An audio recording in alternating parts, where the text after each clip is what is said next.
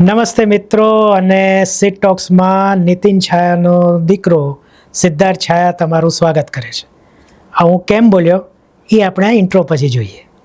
નમસ્તે મિત્રો, હું છું સિદ્ધાર્થ છાયા.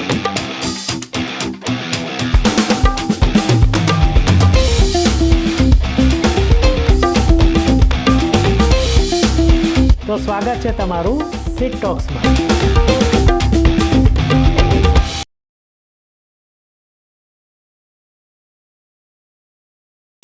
તો જિંદગી ના મિલેગી દોબારા નહીં, જિંદગી વન્સ મોર. આ ફિલ્મમાં જ્યારે ટાઇટલ્સ આવે છે ત્યારે એમાં જે કલાકારો છે, કસબીઓ છે, આ બધાના નામ એમના પિતાના નામ સાથે, એટલે કે જેમ મેં કીધું ને કે નીતિન છાયાનો દીકરો સિદ્ધાર્થ છાયા, એ રીતના બધાના નામ આવે છે. અને એ કંઈક નવીનતા લાગી. અને પછી જે ફિલ્મ જોઈ એ નવીનતા ત્યાં પૂરી થઈ ગઈ. તો વાત કરીએ આપણે આ ફિલ્મની. તો ફિલ્મમાં જે પ્રમોશન થયું છે એ કહી રહ્યું છે કે આમાં પિતા પુત્રના સંબંધો વિશે વાત છે, પણ આમાં પિતા પુત્રના સંબંધો વિશે માંડ 10% વાત થઈ છે. અને બાકી બધું એક રોગ વિશે છે, અને રોગને કારણે કોઈ વ્યક્તિ કેટલી હદ સુધી સફર થાય છે અને એને કારણે એનો પરિવાર એની સાથે કેવી રીતના સફર થાય છે, એ વાત અહીંયા મને મેઇન લાગે. તો વાર્તામાં આ જ છે. આપણે આવા ઘણા મૂવી જોયા છે જેમાં જે હીરો હોય અથવા તો જે મેઇન લીડ હોય એ આનંદ છે, કે પછી શાહરૂખ ખાનનું એક મૂવી આવ્યું હતું, એમાં એ આપણને ખબર હોય કે આને આ બીમારી છે અને પતશે મૂવી ત્યારે એ આપણી સાથે નહીં હોય. અને એ પ્રકારની સ્ટોરી આપણે ઘણી જોઈ છે. એટલે સ્ટોરીમાં કોઈ નવીનતા છે નહીં. બાકી ઘણું બધું ફિલ્મમાં ખૂટે છે, ઘણું બધું અસ્તવ્યસ્ત છે. તો પહેલી વાત તો કરીએ કે સ્ક્રીન પ્લેમાં જો ખોટ હોય અથવા તો જે તકલીફ છે એ એવું લાગ્યું કે બીજા જ સીનમાં આપણને ખબર પડી જાય કે આ ફિલ્મનો એન્ડ શું આવશે. જે મેં શરૂઆતમાં કીધું ને કે આનંદ છે કે કલ હો ના હો છે, આ પ્રકારના જે છે સ્ટોરી, એવી જ કંઈક વાર્તા હશે. અને થાય છે પણ એવું છે. અડધે પણ ફિલ્મ નથી પહોંચતી ત્યાં આખું રિવીલ થઈ જાય છે કે વસ્તુ શું છે. પણ આ બધું કરવા જવામાં જે કોન્ફ્લિક્ટ દીકરાને બાપનો દેખાડવાનો હતો એ ક્યાંક બાજુમાં મુકાઈ જાય છે. જે એક સાહસ દીકરો કરે છે અને એ પિતાની એને ગમતું નથી પિતાને, અને તેમ છતાં પછી છેવટે પિતા છે ને એટલે એને એ કરવા દે છે સાહસ, અને એ સાહસનું એક પરિણામ આવે છે. પછી આગળ એ વાત વધતી જ નથી. છે એકાદ બે સીન છૂટાછવાયા એમાં આવે છે, પણ એનું શું થયું પછી? એ જે 3 કરોડ રૂપિયા આપ્યા હતા એ કેવી રીતના શું થયું? બીજું, પિતા કહે છે કે મને તું પ્રેઝન્ટેશન આપ, અને પ્રેઝન્ટેશન પતી ગયા પછી જ્યારે કહે છે ત્યારે કે તે મને કીધું કેમ ને કે આમાં રિકવરી ક્યાંથી આવશે. જ્યાં સુધી મારો અનુભવ છે ત્યાં સુધી પ્રેઝન્ટેશનમાં જ હોય કે આપણે આ વસ્તુ છે, આ કરવાનું છે, અહીંયા આપણે પ્રોડક્શન હશે, આ આપણું મોડલ છે જેને રેવન્યુ મોડલ કહેવાય. તો એવું અહીંયા કશું નથી. બાકી જે અલ્ઝાઇમરનો રોગ આમાં દેખાડવામાં આવ્યો છે એના એપિસોડ્સ એટલા બધા આવે છે કે તમને કંટાળો આવે છે. ફિલ્મ ખૂબ ખેંચાય છે, ક્યાંય રિલીફ નથી. હું એમ નથી કહેતો કે કોમિક રિલીફ હોવી જોઈએ, પણ કોઈક એક, એટલે જે કુકરમાં જે સીટી વાગવી જોઈએ ને એ સીટી વાગતી જ નથી. અને અહીંયા પછી બધું આપણું બહુ ભરાઈ રહે છે.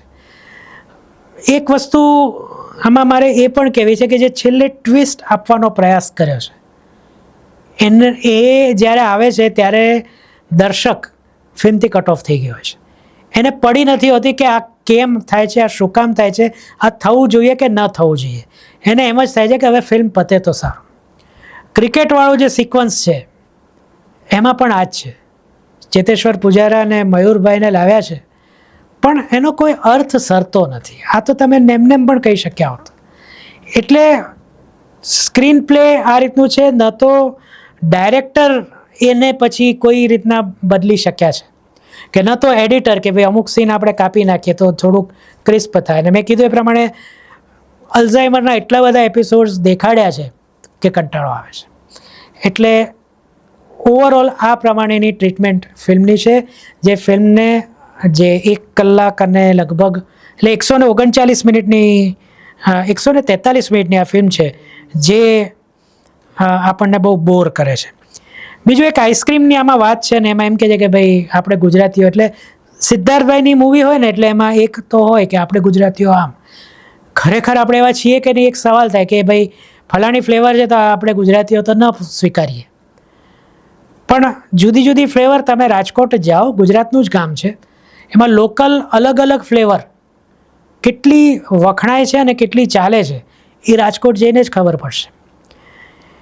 બીજું મેં જેમ કીધું એ પ્રમાણે બીજા જ સીનમાં જ્યારે એન્ડ શું આવશે ખબર પડી જાય છે. મારા માટે તો ફિલ્મ ત્યાં જ પતી ગઈ હતી. એટલે બાકીના જે 2-2.5 કલાક છે એ મારા માટે તો ભાર વેંઢારવા જેવી જ વાત હતી. તો શું ફિલ્મમાં બધું જ એવું છે? ના, એવું નથી. બધું જ નેગેટિવ નથી. 2 સારી વસ્તુ છે. એક તો છે ફિલ્મની સિનેમેટોગ્રાફી, જે આઉટડોર છે. અમદાવાદ ખૂબ સરસ દેખાડ્યું છે, પણ ફરીથી અમદાવાદ આવે છે એ જોઈને થોડું કંટાળો આવે છે. અને બીજું છે ફિલ્મના ગીતો અને સંગીત અદ્ભુત છે. 4 ગીત છે મારા ખ્યાલથી, અને ચારેય બહુ જ સરસ છે. અને એમાં જે ઉદિત નારાયણનું ગીત જે ખૂબ લોકપ્રિય થયું છે એ સાંભળવાનું ગમે છે. એટલે જે આપણા સિદ્ધાર્થભાઈ છે, એક્ટર નહીં પણ જે મ્યુઝિક ડાયરેક્ટર છે, અને આ બોલનાર પણ સિદ્ધાર્થ છે, એ જે મ્યુઝિક ડાયરેક્ટર સિદ્ધાર્થભાઈ છે એમણે કમાલ કરી છે. એક્ટિંગની વાત કરીએ તો એક પછી એક વાત કરીએ તો એમના જે 4 મિત્રો છે સિદ્ધાર્થભાઈના, પોઝિટિવ પાજી છે, અંશુ જોશી છે, અર્ચન ત્રિવેદી છે, હીરવ ત્રિવેદી છે. આ લોકોનો રોલ જે છે એ ખપ પૂરતો, એટલે જરૂર પડે ત્યારે અથવા તો જરૂર પડી એટલે ઊભા કરવામાં આવ્યા એવું લાગે. ત્યાં ઉપરાંત મકરંદભાઈનો એક નાનકડો રોલ છે. એ કેમ છે એ આઈ ડોન્ટ નો. કદાચ જે હિરોઈન છે એના પપ્પા તરીકે કોકને દેખાડવા એટલે એમને મૂકવામાં આવ્યા હોય એવું લાગે છે. માનિન ત્રિવેદીના આપણે ઘણી ફિલ્મોમાં જોયા છે. એને તમે અચાનક એમ કહો કે આ ભાઈ ઇટાલિયન છે, એટલે આપણે માની લેવાનું, આવું છે. એક નાનકડા રોલમાં કમલ જોશી સારું કામ કરે છે. અગેન, જે હું કાયમ એમની મૂવીના રિવ્યૂમાં કોઈક વાર કહેતો હોઉં છું કે એમનો અવાજ કમાલનો છે. વૈભવી ભટ્ટ, નાનકડો રોલ છે, ઇમ્પ્રેસિવ છે. જો કોઈએ ઇમ્પ્રેસ કર્યા હોય બહુ જ સારી રીતના તો એ છે જાહ્નવી ધકાણ, જેણે શોનાનો રોલ કર્યો છે. ખૂબ સરસ, એક કહેવાય ને કે સ્વીટ નેક્સ્ટ ડોર ગર્લ, જો કે નેક્સ્ટ ડોર ગર્લ નથી આમાં, પણ એ પ્રકારની ફીલ આપવામાં એ સફળ ગયા છે. મારી દ્રષ્ટિએ આરતીબેને એમની જે છાપ છે, એમનો જે ઓરા છે એ પ્રમાણે રોલ કર્યો છે. એક એવી પત્ની જે એના પતિના સુખમાં સુખ, દુઃખમાં દુઃખ, એ એમણે બરાબર ઉભાર્યું છે. દીપ ધોળકિયા નિરાશ કરે છે, ખાસ કરીને ડાયલોગ ડિલિવરીમાં અને એક્ટિંગમાં. છેલ્લે એક સીન છે જ્યારે એ સિદ્ધાર્થભાઈને કશુંક યાદ દેવડાવવા માગે છે, અને એમાં એ જૂની, એમાં એમને ખુલ્લું મેદાન મળ્યું હતું પણ એ એનો ઉપયોગ કરી શક્યા નથી. અને છેલ્લે વાત કરીએ સિદ્ધાર્થભાઈની, એટલે એક્ટિંગમાં, તો સિદ્ધાર્થભાઈ પાસે કંઈક અલગ કરાવવામાં આવું કરાવ્યું છે. એટલે કે ખાસ એમને એ રીતના એમનો ઉપયોગ એમનો કરી શકાતો હોત એ થયો નથી. અને સેકન્ડ હાફમાં તો પછી બહુ ફ્લેટ જાય છે. એટલે એવું નથી કે સિદ્ધાર્થભાઈ હોય એટલે આપણે કોમેડી જ એક્સપેક્ટ કરીએ, પણ જે લેવલની એમની જે એક્ટિંગ સ્કિલ છે અથવા તો જે એમનામાં ભરેલું પડ્યું છે એ બહાર કાઢવામાં અહીંયા ડાયરેક્ટર ફેલ ગયા છે. તો આ આખો જ આપણે ચિતાર કરીએ તો મને જિંદગી વન્સ મોર મને નિરાશ કર્યો.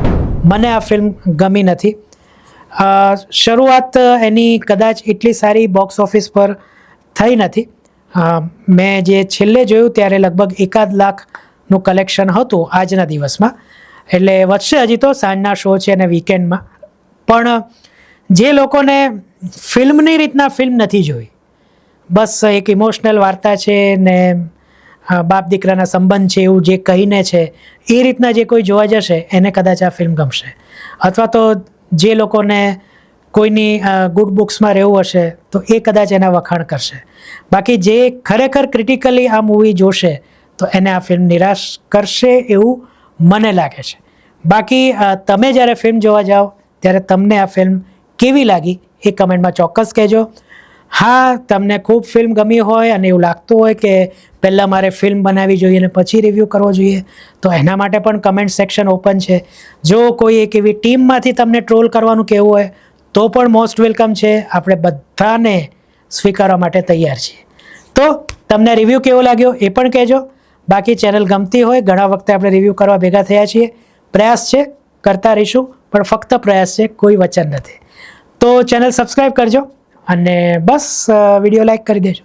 મિત્રો સાથે અને સગા સંબંધીઓ સાથે શેર કરવાનું ભૂલતા નહીં. તો ફરીથી મળીએ, ત્યાં સુધી સિદ્ધાર્થ છાયાને આજ્ઞા આપો અને તમને બધાને મારા તરફથી પહેલાંની જેમ આવજો.